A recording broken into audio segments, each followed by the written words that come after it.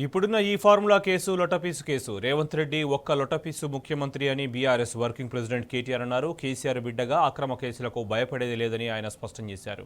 కేసీఆర్ సైనికులుగా ఎవ్వరూ భయపడొద్దని బీఆర్ఎస్ కేడర్కు కేటీఆర్ సూచించారు. తెలంగాణ రక్షణ కోసం పోరాడాలని కేటీఆర్ పిలుపునిచ్చారు.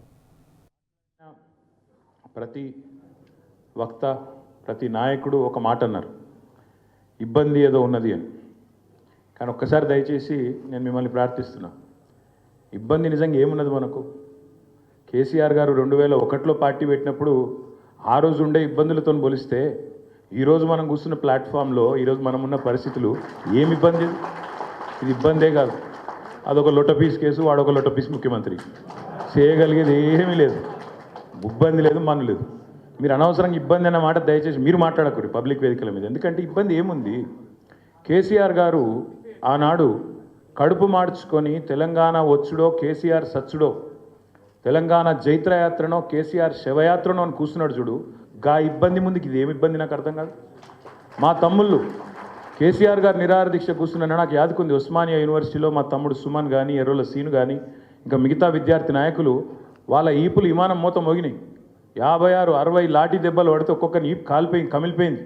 గా ఇబ్బందుల ముందు ఇదేం ఇబ్బంది?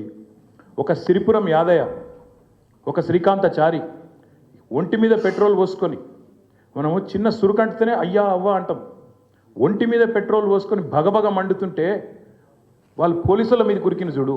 గా ఇబ్బంది ముందుకు ఇదేమి ఇబ్బంది? ఇబ్బంది అనేది లేనే లేదు. నేను మళ్ళీ చెప్తున్నా, అదో లొట్టపీస్ కేసు, వాడొక లొట్టపీస్ ముఖ్యమంత్రి, పీకేదేమీ లేదు. కాబట్టి మీరెవరు ఆ మాట మాట్లాడవచ్చు.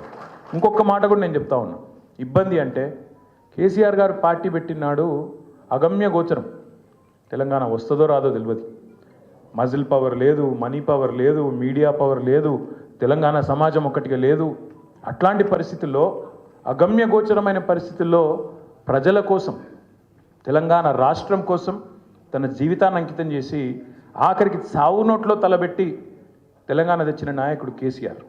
అట్లాంటి కేసీఆర్ తయారు చేసిన సైనికుడిగా, కేసీఆర్ రక్తం పంచుకొని పుట్టిన బిడ్డగా ఇది ఇబ్బంది కానే కాదు.